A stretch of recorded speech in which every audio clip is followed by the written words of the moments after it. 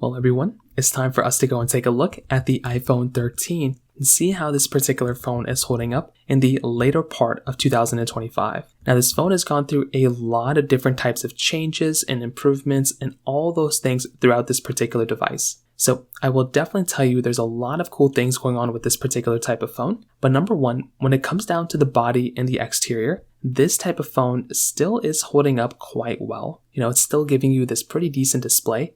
You're still getting a lightning port, glass on the back, dual camera setup. This type of phone, in a lot of ways, from a body perspective, still holds up quite well, right? It's not perfect, but I think it still is giving us a really good type of experience. And I would say this phone still feels and looks very, very good. So from that side, I'm definitely a big fan. And that is kind of one of the bigger things to keep in mind there for sure.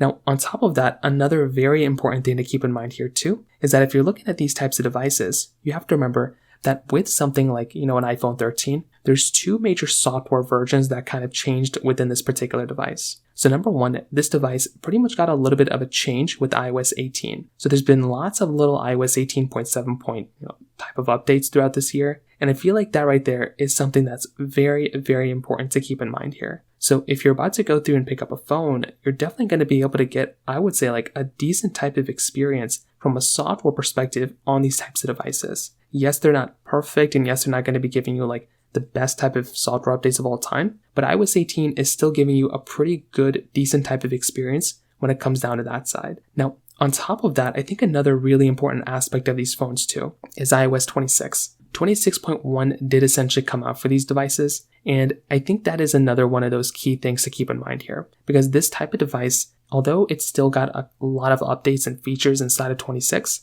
even 26.1 got more stable and better battery life, I still look at something like iOS 18 as being a better version of software to install, and I would probably recommend sticking with iOS 18.7.2 as of this point than iOS 26.1. So that's just kind of how I feel about it. From a price tag perspective, the iPhone 13 has gone down a little bit this year. So we're looking at about $290, maybe $300-ish to go ahead and buy an iPhone 13. So if you're looking for a standard iPhone 13, that's pretty much the price tag you're going to pay for it. So not anything crazy, that's still a pretty decent competitive type of price. But if you are looking at a device to go and buy, that's kind of one of those things to keep in mind there. So I like it. I like being able to go through and buy these phones and that are going to give us those types of software updates and features. So that is going to be another cool thing here. Now, if you're looking at this phone and you're looking at if you should go and upgrade to an iPhone 17, I've been saying this. I think obviously the iPhone 17s are tremendous phones. Those ones are going to be giving you lots of really cool, nice types of features inside, which is something that's awesome. But I will still say, if you're looking for a type of phone to go ahead and basically feel like you're getting an upgrade without spending $1,100 on the 17 Pro, I think you can go through and buy something like a used iPhone 15 Pro or a used iPhone 14 Pro even, and still feel like you're getting a very big upgrade